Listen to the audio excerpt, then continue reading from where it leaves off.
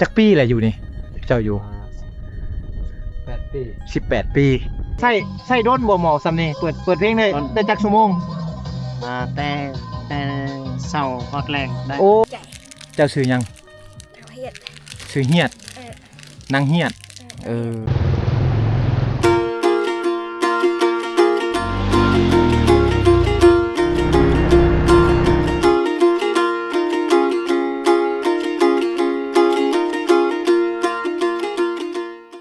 หมู่บ้านนี่จะเป็นหมู่บ้านหุบเขาพี่น้องเนาะอยู่ในหุบเขาเลยเวลาเขาสิไปเขามาจังซี่ก็ต้องได้ผ่านเส้นทางที่ว่ายุ่งยากพอสมควรนะก่อนจะมาฮอดแต่ว่าหมู่บ้านนี่ก็เป็นหมู่บ้านดั้งเดิมของชนเผ่าปะโกกะโดเฮาที่ว่าอยู่ตามเส้นทางขึ้นมาหุบเขานั่นเองพี่น้องนี่อันนี้คือเฮือนชาวบ้านเขาเจ้าเฮือนอยู่ทางนี้จะเป็นเฮือนคลาสสิกทั้งนั้นเลยแต่เมื่อก่อนนี่เขาจะมุ่งหญ้าพี่น้องเนาะแต่มาในปัจจุบันนี่เขาก็มุงกระเบื้องไม่เทียมห้อยแหละกระเบื้องนี่แม่นเขาเจ้าซื้อมาแต่เวียดนามพุ่นนะนี่วิถีชีวิตยามเช้าสบายดีพ่อไปใช่เอาแขมบ่โอ้ไปตัดแขมคือลูกสาวเพิ่นลูกสาวจะบ่นี่นะบ่แม่นลูกไผ่ลูกเมียลูกเมียลูกติดเมียเอาตำเลยเพิ่นตำยังไงนี่เพิ่นอายพี่น้องตำข้าวเบื่อโอ้ตำข้าวเบื่อพี่น้องนี่กำลังตำข้าวเบื่ออยู่นะตำเอาไปเห็ดยังอีพอนี่แต่งกินบ่ใส่เล็กน้อยนะโอ้ใส่โอ้ตำเลี้ยงเด็กน้อยพี่น้องเข่าที่ว่าเขาจะเอาไปเลี้ยงเด็กน้อยนี่เงินเพิ่นอยู่ทึ่งเงินเพิ่น มาตำเลยเพิ่นอายกล่องพี่น้องเขาจะบริสุทธิ์เพิ่นได้มันจะค่อยๆถ่ายบรรยากาศอยู่วังนี่พี่น้องได้เบิ่งอันนี้ก็คือบ้านอวองคือกันพี่น้องเป็นบ้านอวองที่ว่าอยู่ในคุ้มกลางเพิ่นอายกล่อง ตามเลยไปตามเลยอันนี้คือเฮือนเพิ่นเฮือนหลังนี้เป็นเฮือนที่ว่าเขาจะสร้างครอบครัวใหม่นะเขาจะอยู่แบบซี่เลยพี่น้องในการสร้างครอบครัวใหม่ของเขาจะสร้างเป็นเฮือนน้อยๆแบบซี่ขึ้นมานะเฮือนนี่หลังน้อยแต่ว่าจะมีเฮือนครัวอยู่ข้างในนะแบบซี่มีเฮือนครัวอยู่ข้างในแต่งอยู่พกกินอยู่นี่นอนอยู่นี่พี่น้องเนาะอันนี้จะเป็นน้ำดื่มตุ๊กน้ำดื่มของเจ้าแบบสั้นเป็นตุ๊กน้ำดื่มล่างถ้วยก็ล่างอยู่นี่นึ่งเข่าอยู่นี่เลยข้างเทิงนี่จะเป็นหิ่งนะเขาจะเอาหิ่งอันนี้เอาไว้ตากเข่าในช่วงฤดูฝนเพราะว่าฝนเขตนี้จะตกแห้งกว่าทางบ้านเฮาจะบ่แดดเลยพี่น้องเอ้ยเนาะจะเอาเข่ามาตากไว้ที่นี่แหละ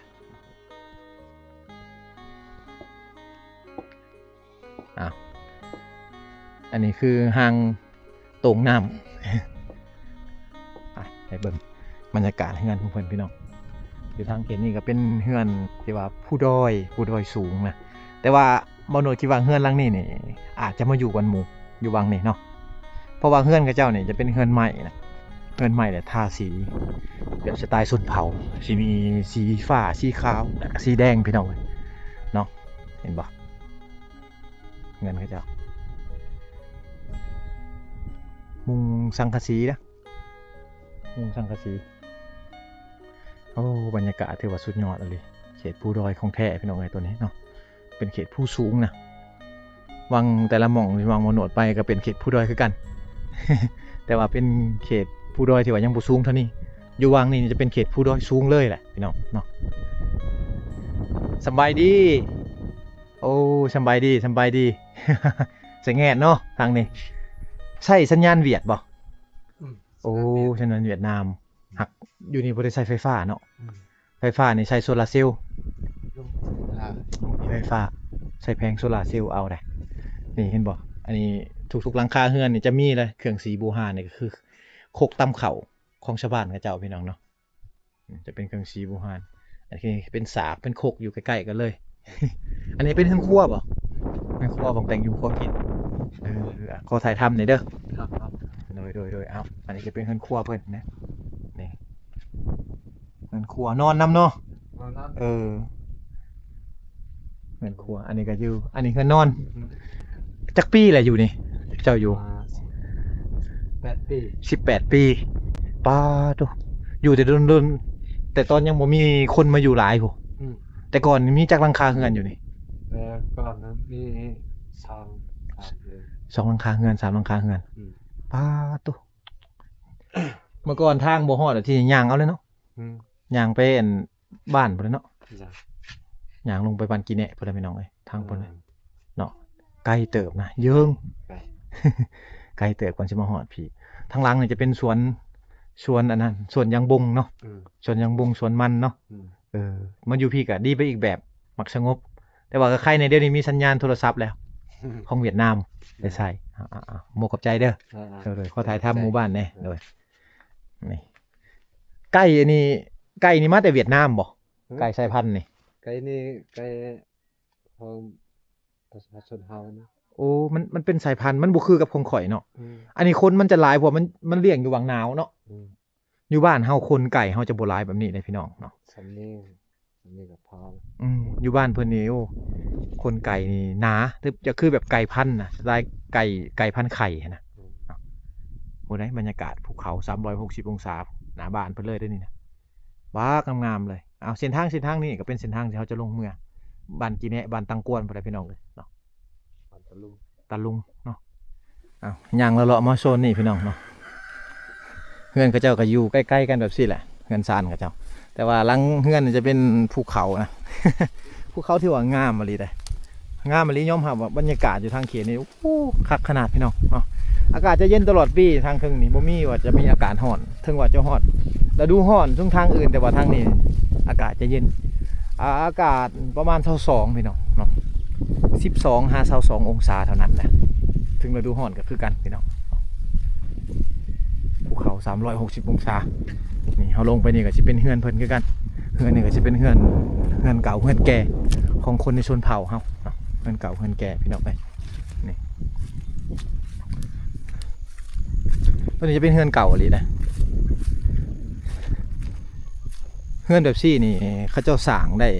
หลายปีเติบแล้วเนาะคนที่ว่าบ่มีเงินบ่มีคำเนี่ยเขาจะเฮ็ดเฮือนแบบซี่อยู่เฮือนแบบนี้เนี่ยมันคือเฮือนที่ว่าเขาเจ้านั่นเขาสร้างครอบครัวใหม่แล้วเขามาอยู่นี่พี่น้องเนาะเขาสร้างครอบครัวใหม่แล้วเขามาอยู่นี่เบิ้งนี่เฮือนเขาเจ้าครับอันนี้เป็นทรงแบบดั้งเดิมของคนในชนเผ่าปะโกะกะโดพี่น้องหรือว่าทางภาคใต้ของเฮานี่เฮือนแบบจะเป็นแบบนี้เลยเนาะ20ปีก่อนแต่สมัยแต่โดนๆพี่น้องเนาะสมัย20ปีก่อนนี่เฮาจะเห็นเฮือนทางภาคใต้นี่เป็นแบบนี้มุงหญ้าค่าพี่น้องเนาะมุงหญ้าค่ามุงใบตองข้อเนาะมุงหวายใบป้อพี่น้องเขามุงนั่นนะเฮือนกระเจ้าเนี่ยจะเป็นผากระแตะนะเป็นผากระแตะเลยโอ้ตัวบรรยากาศงามขนาดเนาะเป็นผากระแตะแบบซี่นี่ชาวบ้านกระเจ้าจะเฮ็ดเองเขาจะมาสานเองเขาจะมาสานเองแล้วก็เฮ็ดเองขึ้นมาชื่อแต่เล็กตะปูพี่น้องสวนไม้ต่างๆนี่มันเอามาแต่สวนแต่ไห้กระเจ้า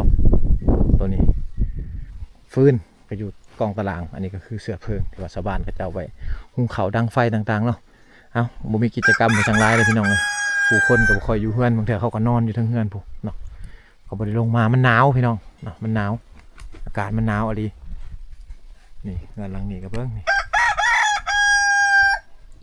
อยู่ใกล้ๆกันนี่เป็นพี่น้องกันหมดเลยเป็นเฮือนพ่อเฮือนแม่อันนี้น่าจะเป็นเฮื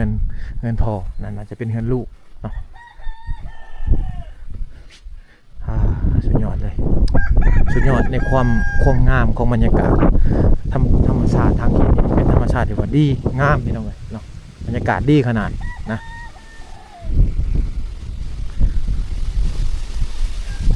มามื้อนี้กับมื้อที่ว่าบ่โนดมาถ่ายบรรยากาศให้พ่อแม่พี่น้องได้เบิ่งหั่นแหละเนาะการสื่อสารของบ่โนดก็เสียอย่างเดียวก็คือลมภาษาเขาบ่เป็นเด้อพี่น้องลมภาษาเขาบ่เป็นก็เลยแบบได้ถ่ายบรรยากาศแบบซี่มาให้พี่น้องได้เบิ่งเนาะหวังว่าหลายคนจะมักจะชอบบรรยากาศแบบซี่พี่น้องเงินซานผู้ดอยพี่น้องเนาะบรรยากาศก็สิหนาวๆเย็นๆแบบซี่แหละเนาะอยากคล้ายๆกับทางภาคเหนือของลาวเขานะเงินซานเขตนี้ได้อยากคล้ายๆกันพี่น้องเลยเนาะถึงว่าจะอยู่ห่างไกลจากตัวเมืองแต่ว่าก็ยังมีมนต์เสน่ห์ที่ว่าชาวบ้านหลายๆคนที่เขายึดติดอยากอยู่แบบนี้พี่น้องอันนี้ก็คือเครื่องสีเขาบูฮานเนาะเครื่องดำเขานั่นเองเดี๋ยวมาเบิ่งบรรยากาศทางพี่น้องเลยเนาะ สบายดี โอ้เงินซานแบบคลาสสิกเลยนะตอนบ่โดนมาตอนช่วงนั้นน่ะยังบ่ทันแล้วซ้ำเงินเพิ่นเนาะมาบัดนี้แล้วพี่น้องเนาะพูนเบิ่งข้างหลังเงินเพิ่นเบิ่งข้างหลังเงินเพิ่นพี่น้องเลยเนาะ360องศาเป็นภูเขาเลยเป็นภูเขาทั้งนั้นโอ้นั่นจะคือโรงเรียนเด้อพี่น้องจะเป็นโรงเรียนประถมถึงว่าจะอยู่เขตผู้ด้อยแต่ว่าชาวบ้านเขาเจ้าก็ยังมีโรงเรียนเนาะในทางเขตนี้นะใส่โซลาร์เซลล์เอาได้พี่น้องใส่หม้อยกไฟขึ้นเนาะเปิดตู้ฟังเลยทางนี้บ่มีไฟฟ้าเนาะบ่มีไฟฟ้าแต่แต่ว่ายกเอาแบบซี่พี่น้องนี่อันนี้คือแผงโซลาร์เซลล์นะแผงโซลาร์เซลล์นี่เพิ่นจะสร้างหม้อไฟเขานี่หม้อยกมานอนนี่เนาะสร้างโทรศัพท์ก็ได้ใส่สัญญาณเวียดบ่ใส่สัญญาณเวียดนามได้นี่เพลงแดนพร้อม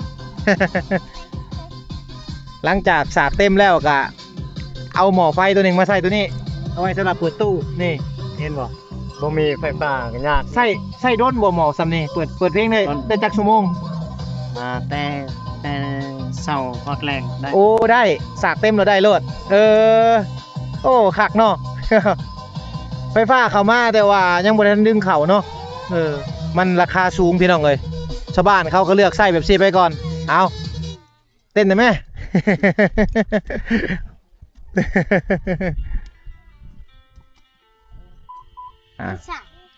เป็นตู้ลากเนาะที่บ้านเฮาก็ใส่คือกันตู้แบบซี่นี่ผมจะพังเพลงเวียดนามเลยนี่โอ้แดนวะนี่ กำลังเห็ดหยัง กำลัง เห็ดเฮือนบ่ รอ เห็ดสวน กำลังอยากหนึ่ง เห็ด ต้ม โอ้เห็ดวังหนึ่งเขาต้มเขาชิมีบุญบ่ หมอ ตั้งเห็ดซื่อโอ้ มีเวียกกับน้องสาว โอ้เบียงน้องสาวงานแต่งเนาะงานแต่งดองเพิ่นเกี่ยมงานแต่งดองพี่น้องนี่อยู่วังนี่เพิ่นกำลังเฮ็ดวังหนึ่งข้าวต้มเฮ็ดเตาไฟหนึ่งข้าวต้ม เด้อเอาขอบใจเด้อเด้อน้ำอยู่ทางนี้นี่เขาจะใส่น้ำตัวนี้เด้อพี่น้องเนาะในการใส่น้ำนี่น้ำวังนี้จะเป็นน้ำที่ว่าเขาเจ้าใส่ไว้แต่งอยู่ครัวกินต่างๆพี่น้องเลยเนาะก็อยู่วังนี่ใส่อาบก็อยู่วังนี่ซักเครื่องก็อยู่วังนี่นี่คือน้ำลิ้นนะทางบ้านเขาเจ้าของว่าน้ำลิ้นเขาสิต่อมาแต่หัวผู้พุ่นแหละพี่น้องเนาะ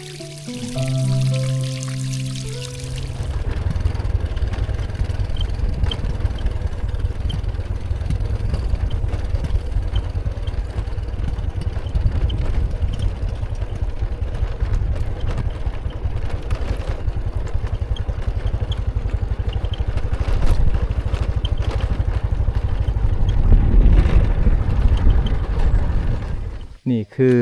วิวระหว่างทางพี่น้องที่ว่าเฮาจะเมื่อเนาะแต่ว่าก่อนจะเมื่อบนโดดจะอัปเดตหมู่บ้านทั้งลุมให้พ่อแม่พี่น้องได้เบิ่งซะก่อนเพราะว่าบางเขตบางเฮือนบ่โดดก็ยังบ่ได้ถ่ายให้พ่อแม่พี่น้องได้เบิ่งนี่ก็คือวิวภู360องศาคือภูแบบ4พี่น้องเลยโอ้โหบรรยากาศแบบสีดีขนาดเลยนะนี่เบิ่งพุ่นอยู่ลุมนะเป็นเฮือนซานของประชาชนในเขตนี้นะที่ว่าเขาเจ้ามาอยู่แต่โดนๆนะพี่น้องอวังตอนนั้นเป็นบ้านอวังขุมกลางเลยพี่น้องนะขุมกลางอยู่กันประมาณเกือบ10หลังคาเฮือนพี่น้องเลยอยู่ลุมนี่เห็นบ่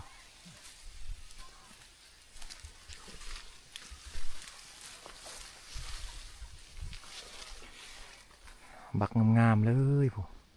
มุม360องศาแม่นภูเขาเลยพี่น้อง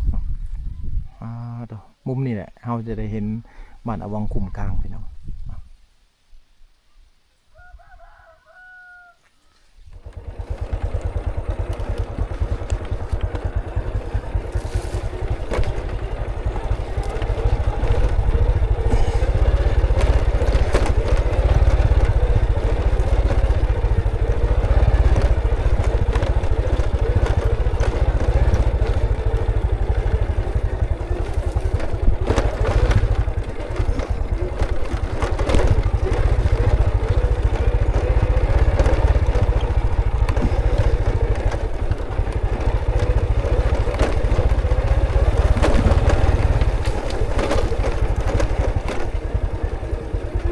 ตอนช่วงมาโดนมาปีกายนี่เฮือนซานเพิ่นนี่กำลังเฮ็ดใหม่มางเฮ็ดใหม่เนาะตอนนั้นเขาจะมุ่ง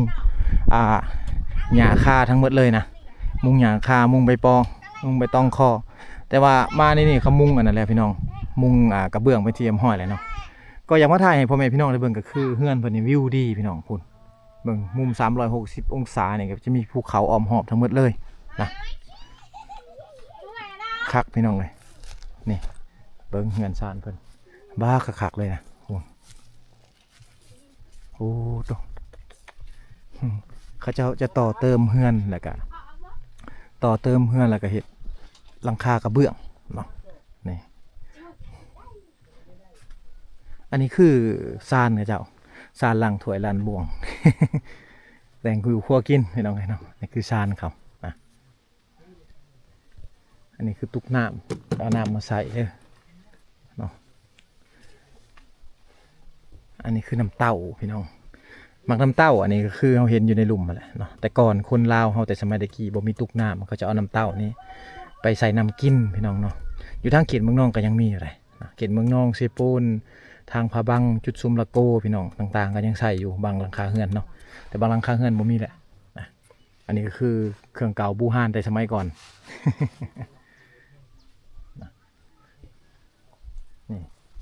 เบิ้งเงินเพิ่นบากคักเลยบากคักงามก็งามพี่น้องบรรยากาศดียอมรับเนาะ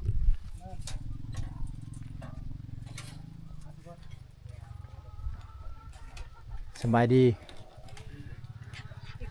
กลางลาวเนี่ยสบายดีบ้านชวนเบนชวนซองไอ้น้องอยู่นำกันอ่ะบ่ได้ไปไสก็อยู่เฮือนอยู่ซ่านเบิ่งเงินแทนพ่อแทนแม่สบายดีบักหลา อันนี้คือบ่เข้าใจเนาะบ่เข้าใจลาวแม่นบ่บ่ฮู้เข้าใจบ่เจ้าเข้าใจอยู่เจ้าบ่ได้ไปให้บ่ปีได้บ่ เข้าใจแต่บ่กล้าเว้ายันเว้าบ่ถูกเนาะได้เรียนหนังสืออยู่บ่โรงเรียนได้เข้าอยู่บ่โรงเรียนบ่ได้เข้าแล้วโอ้เฮ็ดไห้เนาะบัดนี้เฮ็ดไห้เฮ็ดเวียกนี่แหละคนในเขตชนบทพี่น้องเขาบ่ได้เชื่อการทำการเรียนได้เขาเชื่อเรื่องการเฮ็ดเวียกหาอยู่หากินต่างๆเนาะคันแม่นว่าไปไปเรียนแต่ครอบครัวบ่มีผู้ใดไปหากินก็แล้วแหละพี่น้องทางเขตนี้เขาพึ่งพาธรรมชาติเด้ เนาะสองไอ้น้องอยู่นำกัน2คนนะเดี๋ยวบ่หนวดมีขนมอยู่บางบ่องบางหนวดก็ย่ายบางหม่องก็บ่ได้ย่ายพี่น้องเอ้ยเนาะเป็นขนมอมพี่น้องใจก็อยากซื้อมันหลายอยู่แต่ว่าเส้นทางขึ้นมานี่โอ้ยยอมหับเลยว่ามันยากดีเส้นทางที่ขึ้นมาอยู่ใส่วะอยู่ยายขนมน้องๆจ้าแก้วจ้าวะจ้าแก้ว เอาก่อนเอายากเลยมีแต่เครื่องเนาะยังบดทันหลายขอบใจเนี่ยจับเอาลูกจับเอาซื้อยังพวกนี้เท่ายังเท่าหุ้นโอ้อายุเราจักปีแล้วบ่ฮู้เจ้าเนี่ยเจ้าซื้อยังซื้อเฮียดนางเฮียดอายุเจ้าจักปีแล้วบ่จื้อทางเขตนี่เขาจะบ่ได้ฮู้อายุกันเพราะว่าพ่อแม่เขาเจ้าบ่ได้จดไว้พี่น้องเวลาออกลูกเนี่ยเขาจะบ่ได้จดมือวันที่ไว้เด้อทางเขตชนบทเวลามาเฮ็ดสมโนครัวหรือว่าประชาชนนี่โอ้ยุ่งยากขนาดทางเขตนี้ แต่จอมคือบ่เข้าใจนะเนาะเข้าใจแต่บางคำถ้าว่าเวียดนามนี่เข้าใจบ่ภาษาเวียดนามบ่เข้าใจโอ้เข้าใจแต่ภาษาปะโกะกะโดโอ้เอานี่แหละก็คือวิถีชีวิตชาวบ้านเขาเจ้าพี่น้องไปก่อนเด้อจ้ากินได้บายเอาเงินซานเขาเจ้าก็คือเห็นพี่น้องไว้เนาะเป็นบรรยากาศที่ว่าดังเดิมของคนในชนเผ่าภาษาลาวนี่อย่าถามทางเขตนี่บ่ฮู้ ฮู้แต่ภาษาปะโกะกะโดนะพูดเงินซานเพิ่นวิวเป็น360องศาก็คือวิวภูเขางามบนนยอมรับว่าเขตนี่เป็นเขตภูเขาอ้อมหอบเลยเป็นเขตที่ว่าคักพี่น้องเลยคักหลายเนาะมายามใดก็ต้องได้มาถ่ายทำให้พ่อแม่พี่น้องได้เบิ่งเนาะอันนี้คือสวนคือไห่ของประชาชนกับเจ้าในเขตนี้ปลูกมันสำปะหลังปลูกมะกล้วย ปลูกยังบงปลูกแคมพี่น้องเนาะเป็นเท่าไรเฮกตาร์พี่น้องในเขตนี่แต่ว่าชาวบ้านเขาเจ้าพอมีอยู่ได้บางคนก็มีน้ำไห้น้ำสวนแบบนี้แหละถ้าว่าไผที่ว่ามาอยู่ก่อนหมู่นี่สามารถปลูกได้หลายอย่างพี่น้องเนาะเขาจูดให้ขึ้นมาแล้วเขาก็ปลูกมันไปแล้วก็ขายให้กับพ่อค้าชาวเวียดนามมาทุกมื้อนี่รถทางก็ขึ้นมาฮอดแล้วเนาะแต่ว่ามันบ่ค่อยดีปานใดแต่ว่าช่วงฝนก็ไปบ่ได้แน่นอนนั่นแหละพี่น้องเนาะต่างแต่ว่ายามนี้น่ะเขาจะมาเอาอันนั้นเอามันพี่น้องเนาะมาซื้อมันอยู่เทิงเพียแล้วก็ไปขายเขาโรงงานมันใหญ่พี่น้องเลยเนาะอ้าวพี่น้องอีพีนี้ก็ได้พาพ่อแม่พี่น้องมาหลินบ้านอาว่องเนาะหมู่บ้านอาว่องนี่เป็นหมู่บ้านในหุบเขาที่ว่าอยู่ข้างในเลิกพี่น้องเกือบว่าเป็นบ้านสุดท้ายที่ติดชายแดนลาวเวียดนามเนาะบ้านอาว่องนี่ห่างจากตัวเมืองสมวยนี่ประมาณ80 กิโลพี่น้องเนาะและห่างจากเวียดนามนี่ประมาณ40 กิโลเมตรเนาะ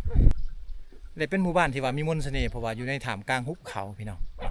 เอาอีพีนี้กับบุมีหยังหลายพี่น้องได้พาพี่น้องมาเบิ่งวิวบรรยากาศแบบนี้แล้วก็พอได้เบิ่งวิถีชีวิตชาวบ้านกับเจ้าเนาะยามเช้าๆแบบนี้แหละพี่น้องเลยเนาะ